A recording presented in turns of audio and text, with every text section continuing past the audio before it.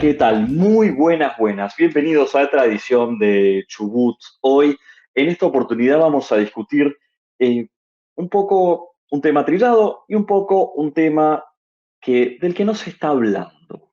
Y es, por supuesto, hemos hablado de los incendios en la comarca, lo tremendos que son. También se habla muchísimo de la reconstrucción, pero no hemos hablado primero de las cuestiones ambientales. ¿Qué costo ambiental tuvo este incendio? Y segundo, ¿puede volver a pasar?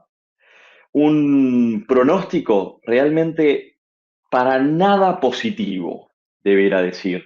Nos va a dar un experto internacional en estos temas que ha asesorado tanto a entidades argentinas como entidades de todo el mundo en distintos temas vinculados con un ambientalismo muy racional, muy de, bueno, encontrar la vuelta para hacer la actividad humana y al mismo tiempo también hacerla de acuerdo con mínimas normas que vayan a pelo con el medio ambiente. Ya mismo nos vamos a la entrevista, vamos.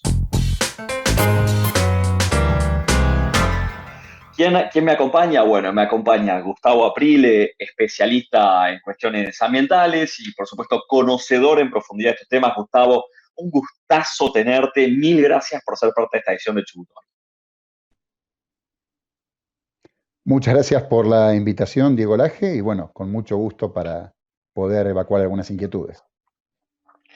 Gustavo, te quiero preguntar cómo pones en contexto, qué marco le das al fuego, al fuego enorme que acaba de terminar en la comarca. ¿Qué contexto le das? Obviamente desde lo ambiental. No me interesa lo social, lo económico, eso se analiza en otro. Por supuesto son problemas serios, se analizan en otro contexto. En lo tuyo me gustaría empezar a entrar en lo ambiental. ¿Cómo lo ves desde allí? Desde allí. Bien, un poco la prevalencia de este fuego viene reforzando, remarcando una realidad ambiental, digamos, que es, no me gusta darle una nota de color digamos, digamos, apocalíptica en absoluto, pero sí de la gravedad ambiental que estamos teniendo en el país. Los fuegos de la comarca andina son un reflejo de la cantidad de focos que ha habido en los últimos 2 años, en particular durante el año 2020 y este comienzo del año 2021, ha habido focos en toda la Argentina.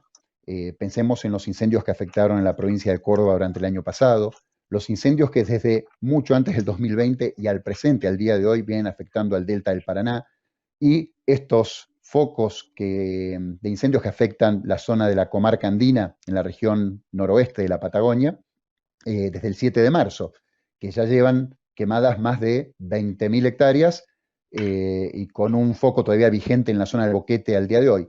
Entonces, desde el punto de vista ambiental, esto es un claro reflejo del mal manejo que estamos haciendo de las masas boscosas de la Argentina en general. ¿Qué es esto qué querés decir con mal manejo de las masas boscosas? ¿Qué significa esto para un tipo un tipo común de la calle, digamos? Perfecto.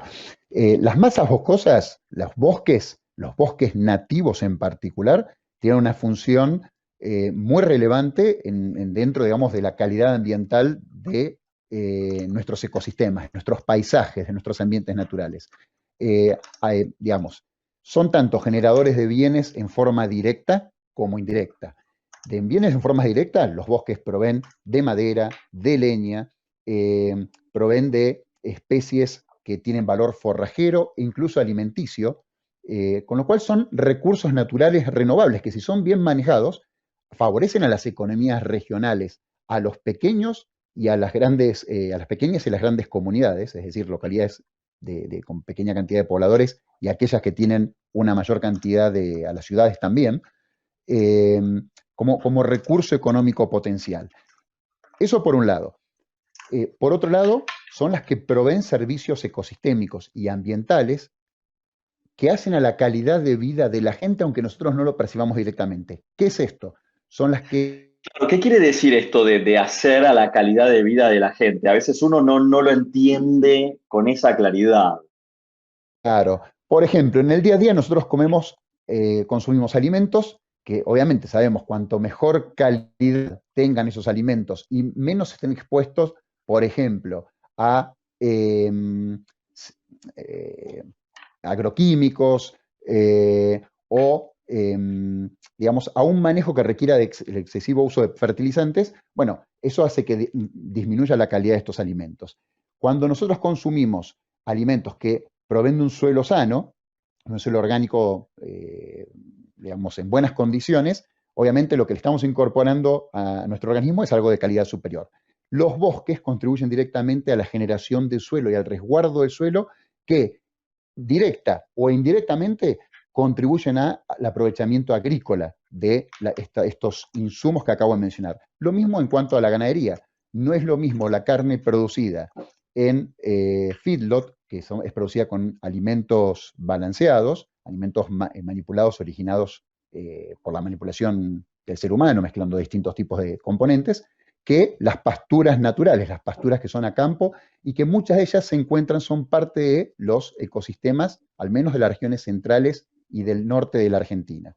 La calidad de esas carnes es muy superior, a la vez que ese producto, ese aprovechamiento de ese ganado, no tiene el impacto sobre los ambientes naturales que sí tiene, por ejemplo, el que es producido de manera más artificial. Pero no me quiero ir por las ramas.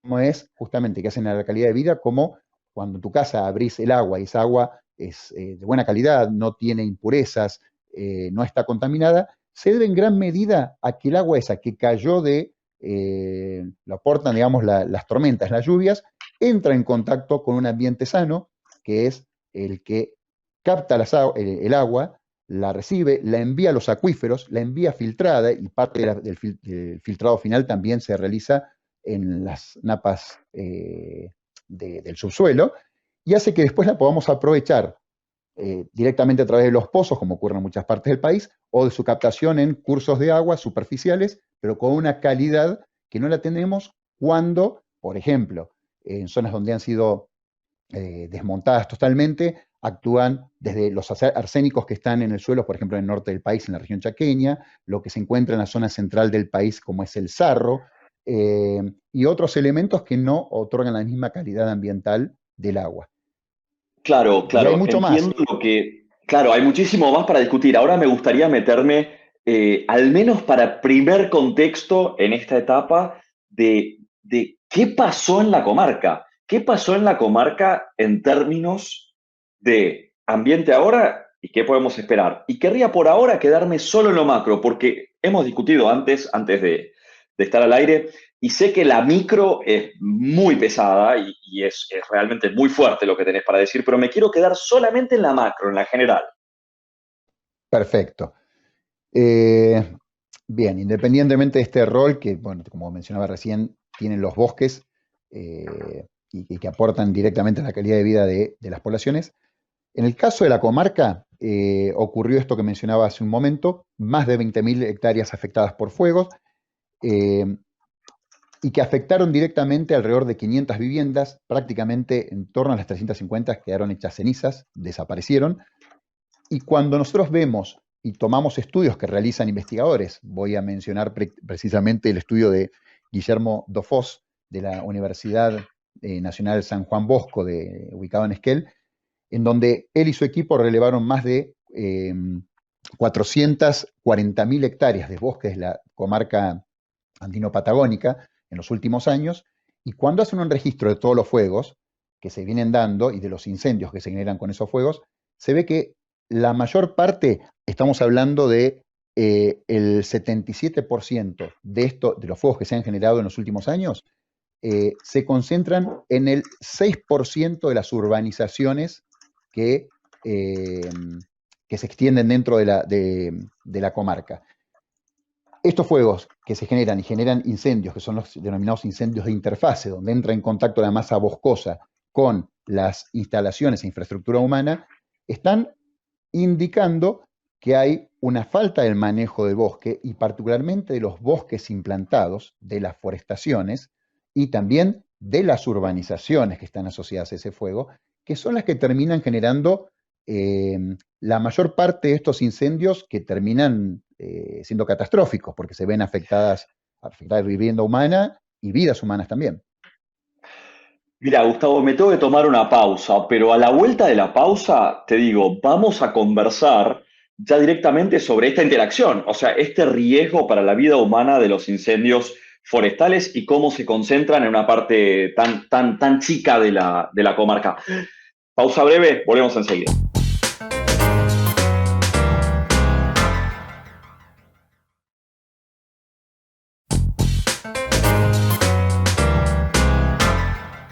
Seguimos adelante en Chubut. Hoy, antes de la pausa, estábamos conversando con Gustavo Aprile, perdón, especialista en cuestiones ambientales, altamente especializado e informado. Estábamos viendo que los fuegos se concentraban en un área muy chiquitita de la comarca. La mayoría de los focos se concentra en un área muy chiquitita de la comarca y me estabas diciendo, esta área chiquitita de la comarca tiene otra particularidad que es donde vive la gente.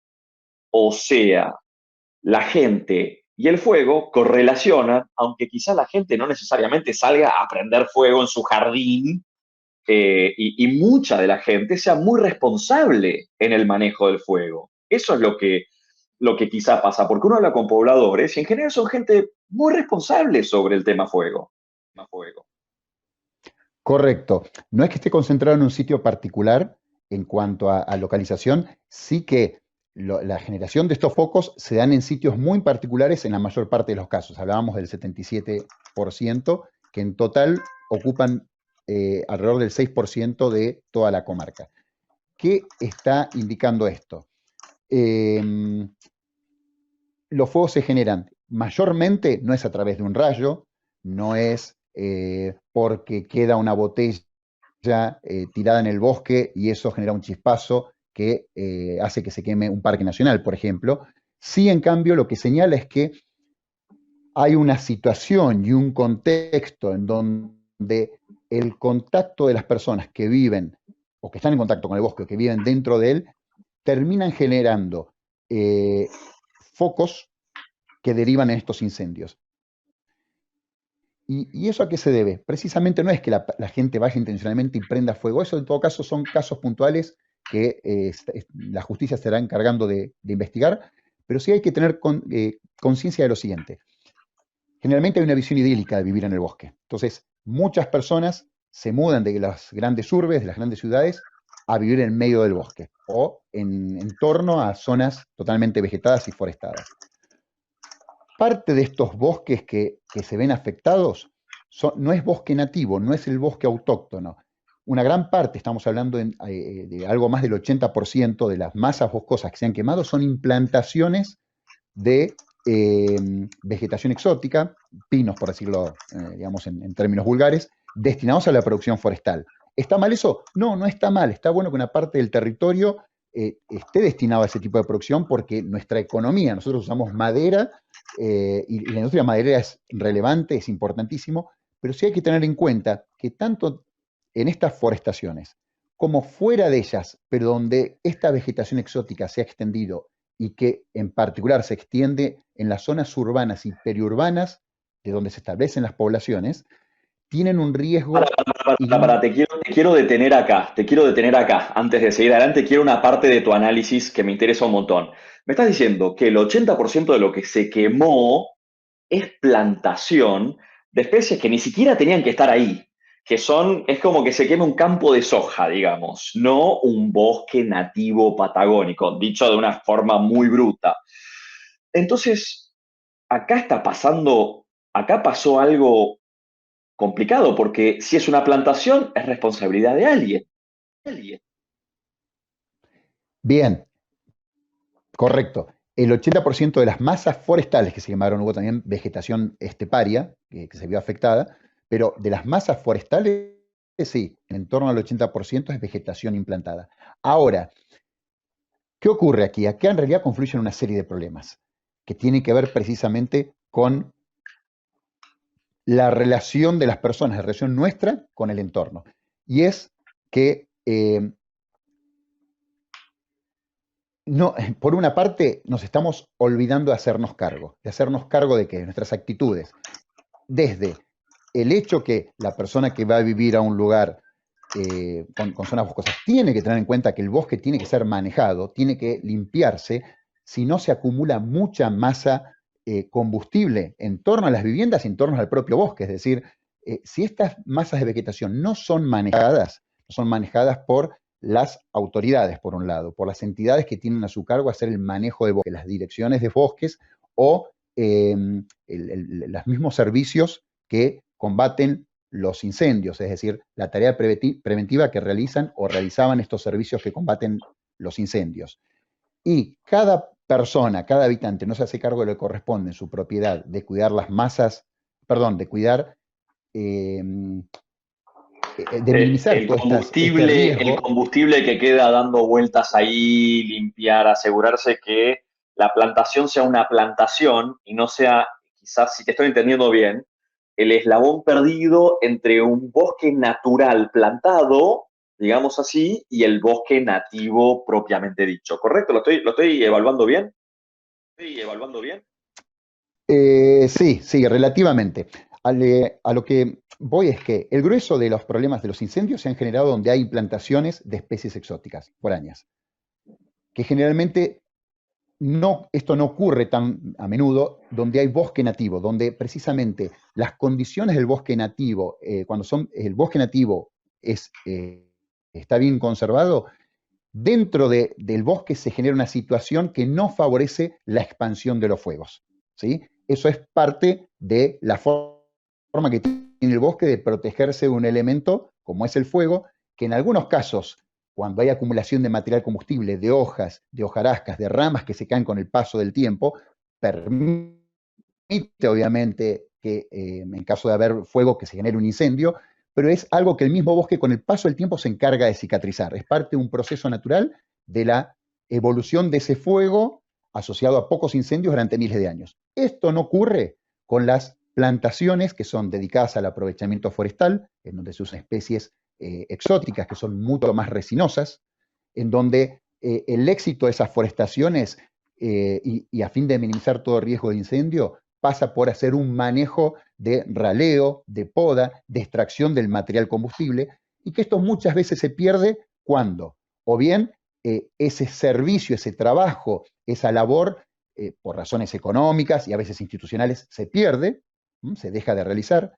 Eso a veces no ocurre cuando nosotros, los humanos, con una visión, si se quiere, romántica, decidimos ir a vivir a una zona donde hay bosque y como nos gustan los árboles, estamos en un entorno natural, no cuidamos ese aspecto, entonces no podamos los árboles que están en torno a las viviendas. No quiere decir que hay que agarrar la motosierra o el hacha y salir corriendo a tirar abajo todos los árboles por nuestra cuenta, sino lo que tiene que ver con el cuidado, digamos, de las zonas donde hay infraestructura y también tiene que ver con, y ahí a veces, así como uno como ciudadano tiene que hacerse cargo y responsable, también está la falta de institucionalidad, la pérdida de institucionalidad eh, cuando no hay planificación territorial, cuando no hay zonificación de un área urbana en donde puede desarrollarse una población y dónde no, y bajo qué medidas y de qué manera.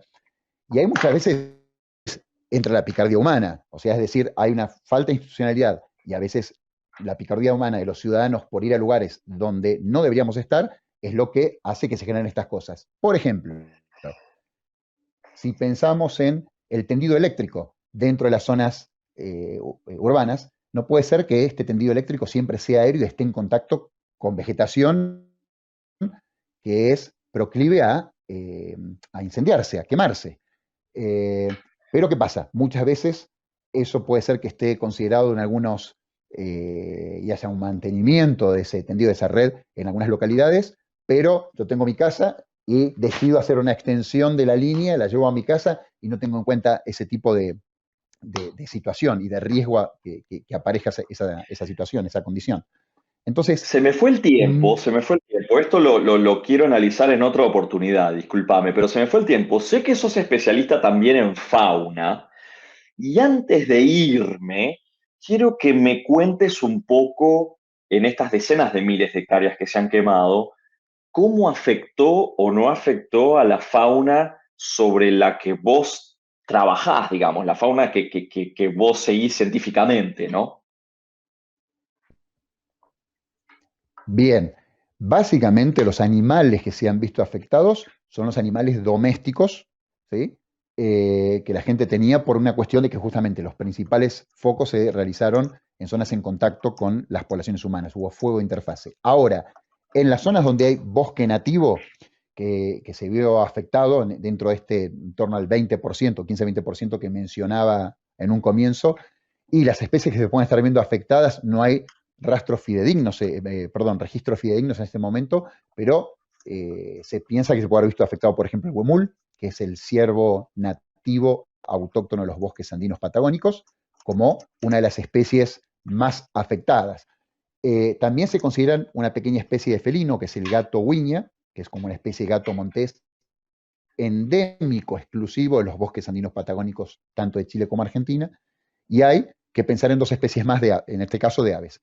Por un lado es el carpintero de Magallanes, que es el pájaro carpintero más grande de la Argentina, que aunque no se trata de una especie en peligro de extinción, como es el caso de las dos anteriores, depende mucho de la prevalencia de bosque maduro.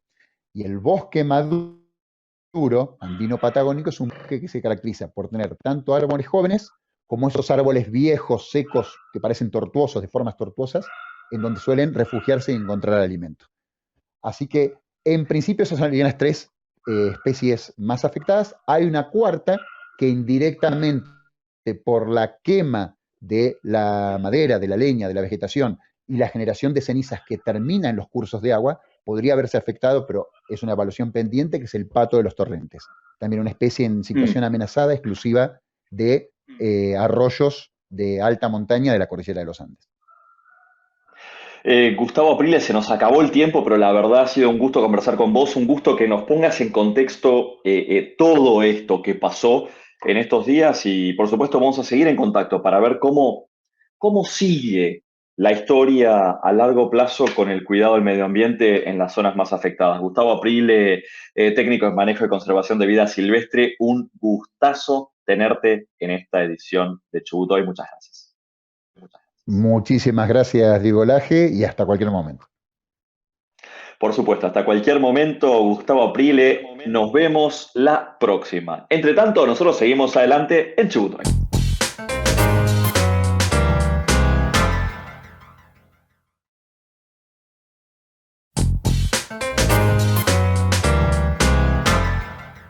Aprile nos deja una serie de reflexiones para hacer. La primera es este pronóstico realmente muy poco positivo, para tratar de decirlo de una manera diplomática, eh, que es que si reconstruimos donde se quemó, hay máxima probabilidad de que se vuelva a quemar.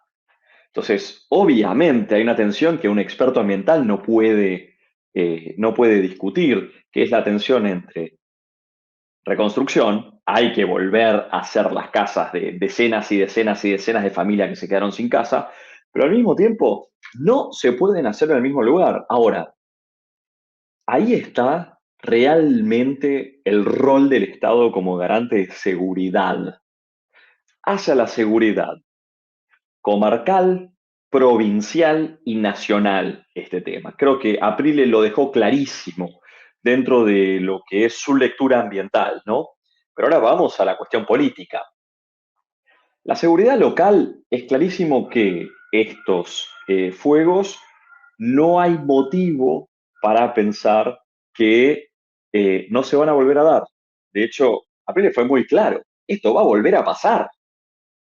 Entonces, acá el primer rol lo tiene un intendente, que la intendencia local, que no está velando por la seguridad de su gente y está haciendo todo lo posible porque esto se repita.